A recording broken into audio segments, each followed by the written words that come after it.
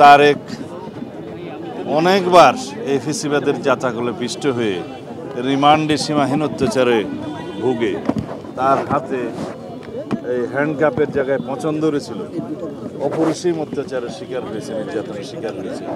সেই তারেকের প্রতি এই জাতির সহানুভূতি আছে।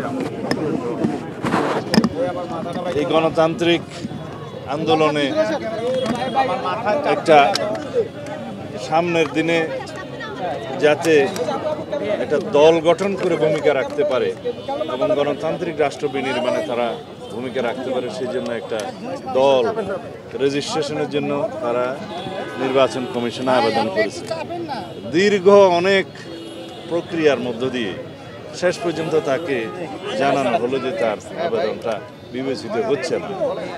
আমরা দেখেছি অনেক রাজনৈতিক দল রেজিস্ট্রেশন পেয়েছে এই অন্তর্বর্তীকালীন সরকারের সময়ে, যেহেতু দেশে ন্যায় বিচার প্রতিষ্ঠা হয়েছে, আমরা আইনের শাসন প্রতিষ্ঠা করার জন্য সংগ্রাম করছি।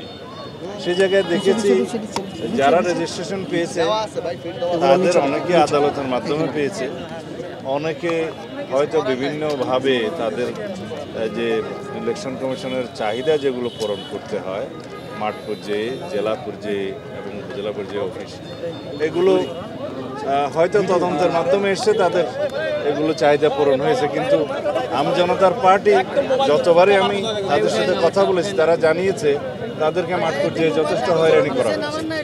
উপজেলা অফিসগুলো তদন্ত করতে যে স্থানীয় নির্বাচন কর্মকর্তারা, জেলা পর্যায়ের উপজেলা পর্যায়ের নির্বাচন কর্মকর্তারা তাদেরকে হয়রানি করেছে, হয়রানির শিকার হয়েছে।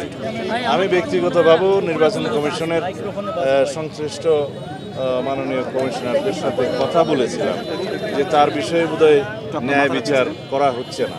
তারা আশ্বস্ত করেছিলেন যে বারবার সময় দিয়েছিলেন যাতে পুনঃতদন্ত করে সেগুলো বিবেচনা করে, কিন্তু বারবারই দেখা গেছে যে মাঠ পর্যায়ে তার প্রতি সুবিচার করা হচ্ছে না। এই জন্য অবশ্যই নির্বাচন কমিশনের শীর্ষ পর্যায়ে থেকে বিষয়গুলো দেখা উচিত।